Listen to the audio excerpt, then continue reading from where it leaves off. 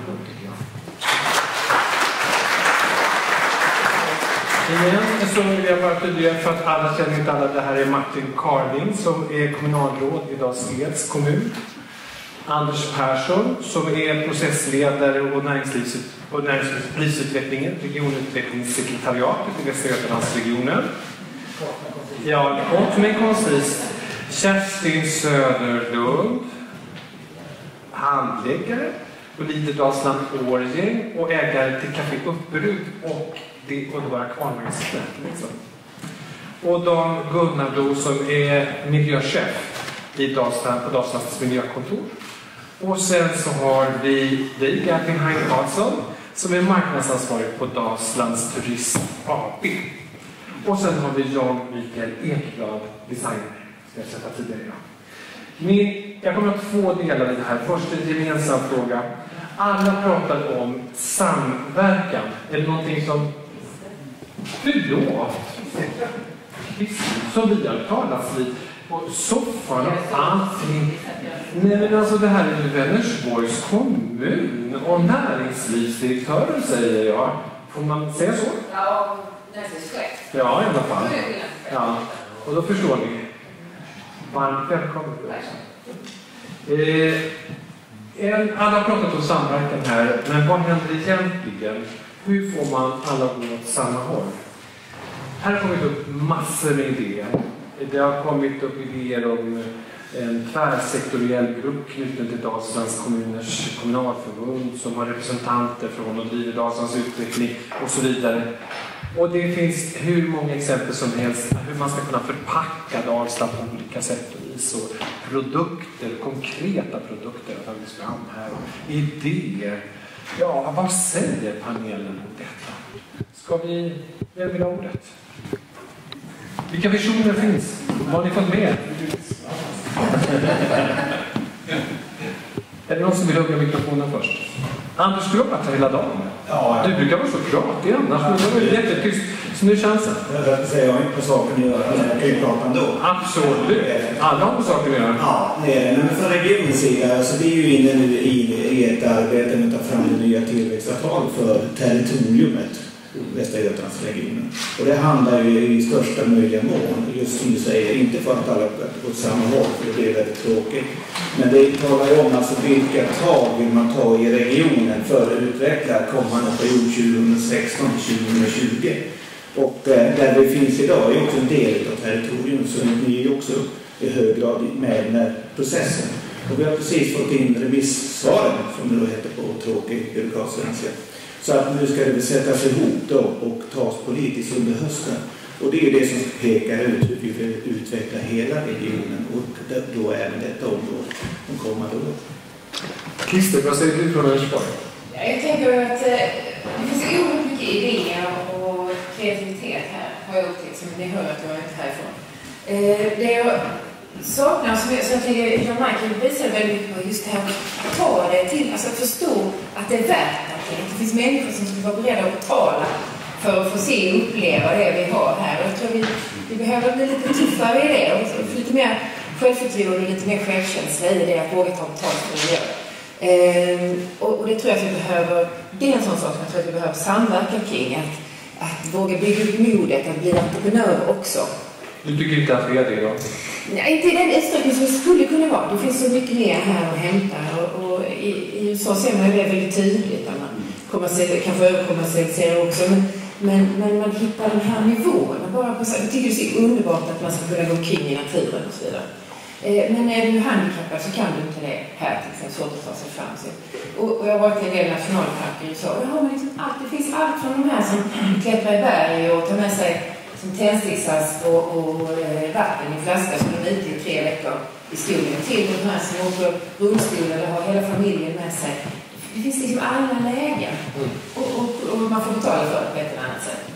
Vi har inte det här. Det ska vara liksom fritt tillgängligt för alla. Det är klart att det är svårt för utveckling. Martin, du kommer att få sammanfatta allting. Men först blir det Christer. Ser du? Förlåt, Kevin. Ja.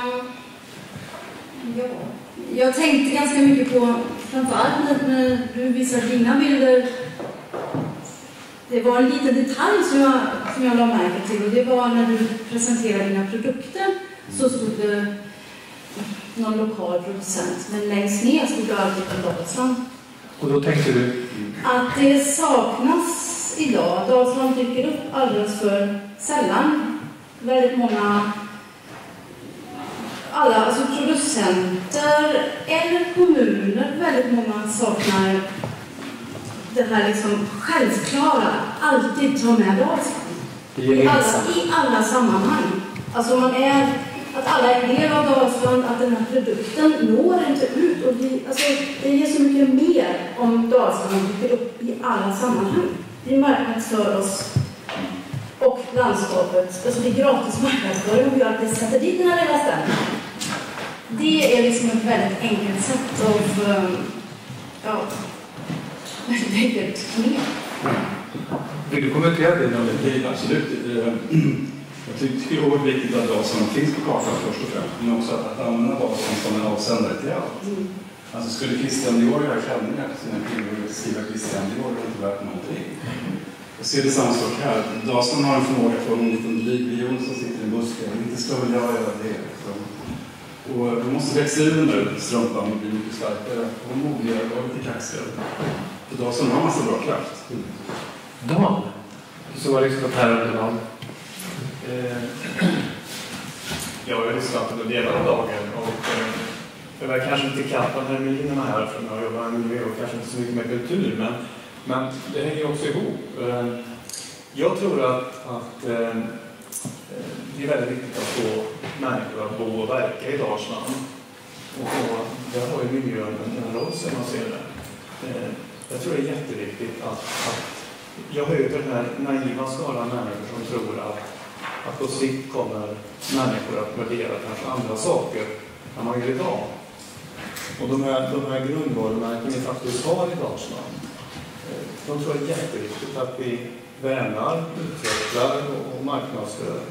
Och det är till exempel vår småskalighet, vår vackra natur, vi har rent vatten, vi kanske kan lokalproducera säker mat och så vidare och så vidare.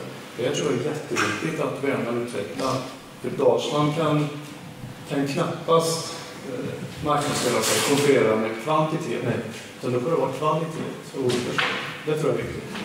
Tack. Och det ekologiska har faktiskt varit också en sån där tråd som har funnits i flera presentationer här. Kerstin, berätta utifrån ditt perspektiv. Vad är din åsikt? Nu har jag lyssnat på allihop här så att jag har glömt av din fråga. Vad är det vi pratar om? Jo, det här handlar om egentligen, den här dagen handlar om att tänka nytt och tänka tillsammans. Vad tycker du är de största hindren eller utmaningarna för att tänka nytt och tillsammans? Ifrån ditt perspektiv. Mitt perspektiv, och då tar jag mitt leaderperspektiv. Jag jobbar ju, det är ju min huvudsakliga sysselsättning. Vet alla vad leaderperspektiv är? Alla vet vad leaderperspektiv är. Nej, det vet ni. Nej, men jag berättar det nu. Ja, Leader är ett program för lokal utveckling. Så mitt jobb är att stötta människor som vill göra saker bättre i Dalsland och även upp i Årjäng. Därför är det mitt fulla fokus. Och man kan peka på en rad saker som inte är tillräckligt bra, men jag vill passa på att tala om att det är mycket som sker också. Det finns otroligt många människor som är aktiva i olika arbeten. Det jag önskar och försöker arbeta för, det är att de ska hitta mötesplatser. Så att vi precis som idag kan skapa mötesplatser där alla de här människorna möts. Och det sker den här korsbefruktningen som är så fantastisk när det verkligen lyfter. Det tillför jag. Och så har jag med alla er andra och särskilt här om Dalsland som varumärke. Martin, du har ju hört alla de här perspektiven och du ska absolut säga någonting. Jag tycker att du är en nyckelperson på det sättet att du faktiskt är också politiker i kommunalråd i Dals kommun och finns med i andra sammanhang än det som finns. Jag tänker, vad är ditt viktigaste budskap? Jag är glad att du säger att man är med i andra sammanhang och det är något jag har tänkt på. Så rubriken är väl lite alla pratar om sarkmärken och vad händer egentligen? Hur får vi alla gå åt samma håll? Och då tänker jag säga, ibland känner jag kanske att vi i Dalsland också har lite för mycket navelskåderi. Om jag vågar säga det. Det får du säga. Jag tror faktiskt att det är viktigt också att vi inser att det rör oss i större sammanhang. Ja. Och att alla lösningar på de utvecklingsfrågor som vi har i Dalsland, de sitter inte på själva. Därför är det bra med en representant från Västra Götalandsregionen som har det regionala utvecklingsansvaret. Och jag tror vi måste vara väldigt mer aktiva på den typen av arenor och ytor. Och fånga upp alla de positiva saker och bilder som ni berättar och beskriver i Dalsland. Jag kan ju bara beklaga att jag inte har varit med här igen och kunnat lyssna på allting. Men vi har så oerhört mycket att vara stolta över. Men ibland så faller vi också in i en bild av offermentalitet i Dalsland. Och det tror jag vi ska sluta med. Vi ska lyfta upp det som är bra istället. Vi ska lägga fram Dalsland som en stark faktor. Och vi har något att vara stolta över. Jag kan ju bara vara väldigt nöjd och så representerar en kommun som faktiskt har satt ett Dals som en del av sitt kommunnamn. Dalsed. Så att jag tror det var ju en spännande tanke här också. Kan man ha någon sorts tvärsektoriell grupp som jobbar? Och det är klart, min första tanke är då kanske det känns kanske lite naivt att tro att man kan ha en grupp och så ska den vara med och lösa alla problem eller möjligheter som vi kan ha. Men å andra sidan tror jag det är väldigt bra om vi i politiken också får en arena som vi kan föra ett samtal med. Så att visst, tanken är spännande. Men för mig är det ibland så jag tror vi behöver. Det är lätt att vi blir väldigt svepande och vi ska utveckla hela dagen. Ja, men vad är det vi behöver utveckla då? Vilka möjligheter är det vi har? Vilka problem har vi? Vi behöver vara bättre på att identifiera dem.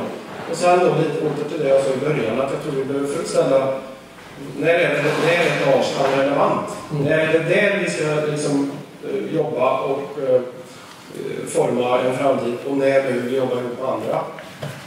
Min kommun, vi har 7 grannkommuner. Det är bara 2 som är i Dalsland. Det är en bild av det hela. Jag kommer komma in på det. Jag tycker att det känns så himla bra att du är här. Därför att den politiska ledningen är superviktig. Jag vet också att det finns en annan politiker här från Åmål. Och Bengtsfors finns det också. Och ni är ju nycklar till det här både samverkan och skapa arenan. Och det finns också representerat, skulle jag säga, det lokala, det regionala perspektivet här, det nationella finns representerat och det internationella. Och vi har rört oss mellan dessa perspektiv hela tiden. Och det har varit superspännande. Men du tog upp det här med Norge.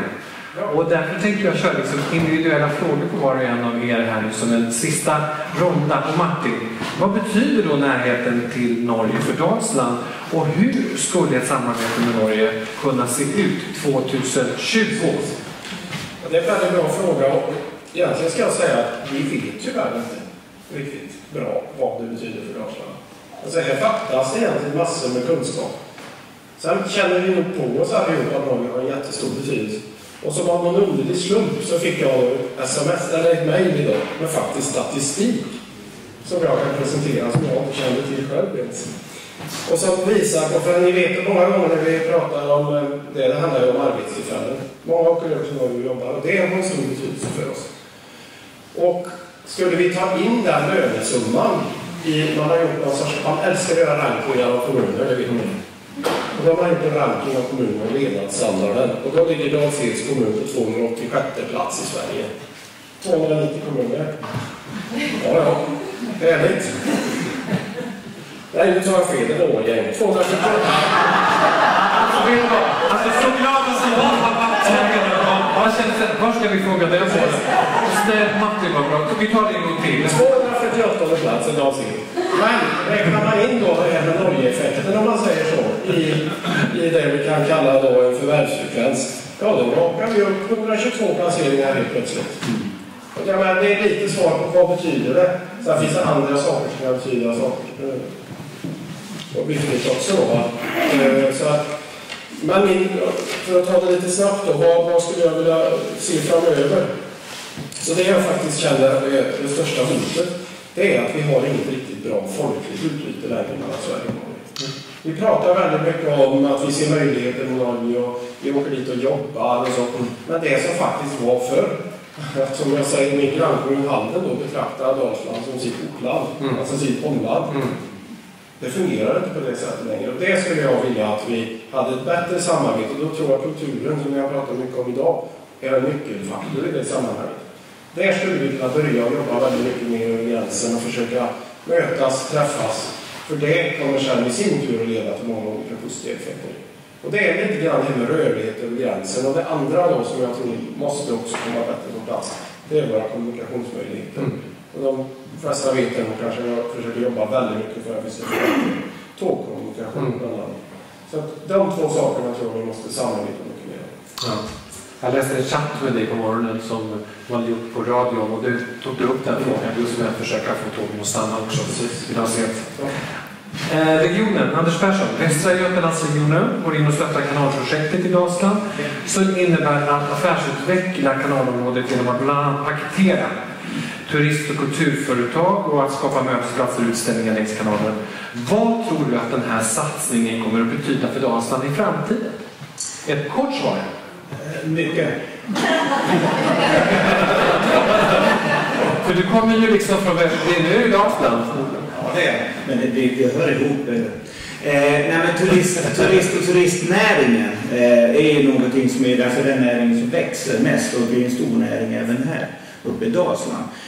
Jag hade förmånen igår att sitta med Tillväxtverket och deras destinationsutvecklare där. Och han visade bilder på att de som genererar mest pengar det är resebolagen, alltså flyg, tåg och annat, hotell och sen var det en annan som jag glömt att förtränga. Och sen fanns det lite som heter kultur, bland annat och upplevelse. Det var en liten boll. Men det som genererade allt resande, det var precis den här lilla bollen. Och så där har man en väldigt viktig roll när man väljer vägar runt kanaler bland annat. Folk ska ha någonting att resa till. Det är jätteviktigt. Man bokar inte en resa för att sitta i en flygstol, bo på ett hotellrum och sen åka hem. Man måste få uppleva någonting. Och där tror jag då här i Dalsland när man ska bege sig in i det här projektet, man pratar om konst längs kanalerna, ta höjd. Det ska vara höjd i konstverken, det ska vara höjd i det man gör. Det ska vara en anledning för folk att åka till. Tack Anders, och det känns jättebra att Västra Götalandsregionen finns här genom dig i det stöd som Dalsland så väl faktiskt behöver och har rätt till. Också i den här regionen ska jag vilja säga som dalslänning. Ja. Kerstin Söderlund. Kerstin, du brinner ju för landsbygdsutvecklingen. Du har skaffat ett kvarnmagasin här nere. Och ja, jag tänker att vad kommer du att satsa på? Vilken potential ser du i turistverksamheten i Dalsland? Och hur ska Dalsland bli Sveriges turistmål nummer 1 år 2020? Ja, det är lätta frågor så här. Det där målet satte inte jag. Ett litet kort svar då. Nej, men jag vill gärna reflektera ett ögonblick kring det målet. Om vi sätter målet att Dalsland ska bli Sveriges turistmål nummer 1 så konkurrerar vi med Stockholm. Och det tror inte jag att vi ska göra. Därför att vi har ingen storstad, då får vi börja med att bygga det. Och det är ett rätt stort projekt. Så vi ska göra det vi är bra på. Vi är ett landsbygdsområde med små orter. Vi har en fantastisk kanal. Och det tror jag ska vara stommen när vi bygger vår turism. Det är helt enkelt kanalen. En annan stomme är en tidsfaktor. Vi måste hålla öppet i Dalsland. Många har en turistsäsong på 6 veckor nu. Många verksamheter håller öppet i 6 veckor. Det är inte lätt att tala om en turistdestination om man pratar om 6 veckor.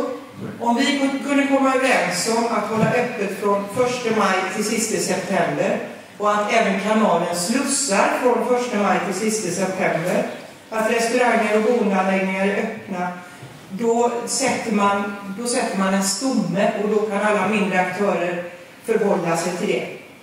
Jag tycker det var ett kanonbra svar. Och jag har verkligen träffat precis det här som du beskriver. Att man får köpa ost i Karlstad för att sitta här på kvällen för ingenting är öppet. Jag är jättemycket mer än så här. Ja, jag förstår. Men det får inte bli mer, förstår du. Och utan du finns ju här sen så att man kan prata med dig vidare. Och då tänker jag så här att då har vi kommit till Vänersborg. Och då är det så att det har förberetts en fråga för mig. Och då undrar jag, är det verkligen så att det bor 7000 dalslänningar i Vänersborg? Det är någon som har sagt det till mig i sin kommun, i din kommun. Och hur ser du som näringslivschef i Vänersborgs kommun att Vänersborg då kan bidra till Dalslands utveckling och vice versa? Går det? Och ser ni oss som dalslänningar eller? Jag borde fråga en fråga, men jag har inte räknat på, men det kan nog stämma ungefär. Det är 37 000 invånare i Vänersborgs kommun och en stor del av landsbygden i Vänersborgs kommun ligger i Dalsland. Och själv bor jag också i Dalsland. Vänersborgs kommun är också regionhuvudstad i Västra Götaland. Så vi har ju därmed också fått ett ansvar lagt på oss att arbeta för samverkan och för regional utveckling i hela regionen. Så att det är självfallet så att vi känner en sån ansvar för Dalsland också. Det är också så där, som jag säger, i Vänersborgs kommun, stad och landsbygd skiljer sig åt på mer än ett ställe och på ett sätt. Och jag skulle säga att stan är ju oerhört tjänstemannaorienterad. Traditionellt sett mycket sjukvård och så. Medan vår landsbygd, så att säga, är oerhört kreativ. Mycket entreprenörer där. Och innovatörer inte minst. Vi har ju Ålanda Biogas till exempel, som invigs i september. Som är ett sånt jättespännande projekt. Så jag tror det finns mer än bara turister, måste säga så. Också. Det kan finnas fler sådana bra idéer som också precis som blir verkligen till bra för vår miljö och väldigt långsiktigt robust samhälle också. Så det hoppas finnas fler sådana idéer. Ja, och vet du vad, vi är så himla glada att du från Vänersborg inte har varit här hela dagen och tagit med dig all den inspirationen. Så det känns som vi har en publiken i det. Dan, ganska ny är du på ditt uppdrag. Visionen 2020 när det är miljön i Dalsland. Hur ser den ut? Ja, jag kan väl inte så säga att det var en vision just för miljön i Dalsland 2020, men det finns ju mycket tankar. Jag har alltså jobbat som miljöchef i Dalsland i 2 veckor. Jag har jobbat i Åmål tidigare som miljöchef i betydligt längre tid. Men alltså, några saker som jag tycker jag vill lyfta fram, några exempel på viktiga frågor. Vi kommer inte ifrån att klimateffekterna är viktigare i Dalsland. Och då, det här kräver ju omställningar och vi ser redan att vi håller på att ställa om till ett system. Vi har haft en väldigt intensiv och har en intensiv debatt om vindkraft i Dalsland. Men här tror jag man ska tänka på om man kan hitta fiffiga lösningar som är till gagn för de som bor och verkar i Dalsland. Vi börjar ju få ett system där man faktiskt kan producera sin egen el och sälja den och kvitta sin egen förbrukning. I förlängningen kanske man kan bli nettoleverantör. Riksdagen tar ett beslut om 2 veckor som förmodligen ska förenkla det här. Det är sådana här saker som jag tycker man ska verka för i Dalsland och hitta småskaliga lösningar som gör att de som verkar får en extra inkomst eller minskad kostnad och kan fortsätta verka i Dalsland. Sen vill jag också nämna, jag tror att det finns en potential, och det är det här jag pratar om kvalitet istället för kvantitet, att utveckla en lokal matproduktion. För det här är någonting som man ser att människor börjar efterfråga. Och jag tror att det kommer öka väldigt mycket. Alltså säker och trygg mat som man vet var den kommer ifrån och vad den innehåller. Ja, det är ju till exempel debatten eller skandalen kring hästköttet. Och det här tror jag kommer bli ännu mycket viktigare. Det här tror jag Dalsland kan utveckla. Det är en viktig miljöfråga också. Jättebra att ha stödet med från dig, från ditt politikområde in i det här arbetet som vi har gjort idag. Jättefint att du har kunnat vara här. Och då så kommer det att finnas ett turistbolag 2020. Och hur kommer det att se ut i sådana fall, Gabi? Det hoppas jag i allra högsta grad att det gör. Jag kan väl bara säga vad jag önskar mig hur det ska se ut. Dels så ser jag det då som ett tryggt bolag. Vi som jobbar med turism i Dalsland 2020, vi känner oss väldigt trygga i kommunerna. Vi är kommunägda, helägda av kommunerna. Att vi har kommunerna med oss i det arbete vi gör. Det är väldigt bra förankring hos kommunerna. Och alla jobbar åt samma håll. Vi har en stark vision som alla ställer sig bakom. Alla vet vad vi gör, vi vet vad de gör. Det är min önskebild.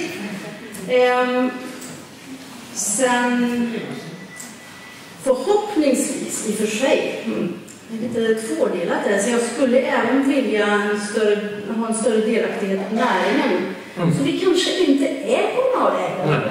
Nej. Tror inte man. Nej. Så att det är den nästa önskebilden jag har, det är alla känner sig delaktiga i det här med turism. Att kulturaktörer, stora som små, kioskägaren, industriföretagen, alla ser vikten med ett attraktivt Dalsland. För är det ett attraktivt Dalsland så är det attraktivt för oss som bor här, för de som besöker oss. En större delaktighet i det arbetet och ett engagemang från alla håll. Att man inte lägger det här med turism på turistbolaget utan att det är en fråga som berör oss alla. Ja, den blir inte mindre för att man delar med andra. Nej. Helt enkelt. Stort tack. Jan-Mikael Ekeblad, någon kom till mig förmiddagen och sa så här: har han verkligen kommit från New York och hit bara för att vara med oss och sen åka härifrån? Ja, så är det faktiskt. Har han verkligen gjort den där presentationen förmiddagen bara för oss? Ja, så var det också. Och jag förstår att du har gjort det därför att du har en sån rottråd och är uppväxt i delar i Dalsland och har gjort världens karriär och bor i delar i liv i New York och i Guyana. Och du har med din historia här idag också, du har också hört vad som har sagts här. Vad är din reflektion kring det som har sagts? Och vad tror du att Dalsland är 2020? Du får slutordet. Ja, ansvar. Jag tror att 2020 så är Dalsland en magnet för mikroentreprenörer. Det är mest entreprenörvänligaste landskapet i Sverige. Fokuset är självklart på naturgastronomiska upplevelser. Det finns ett tydligt exportsystem och distributionssystem med produkter ut ur Dalsland, förmodligen via Norge, ut i världen. Sverige vill inte ha något annat. Men jag tror någonstans i slutet på dagen det kommer ett väldigt välmående och ett irriterande spännande landskap att vara.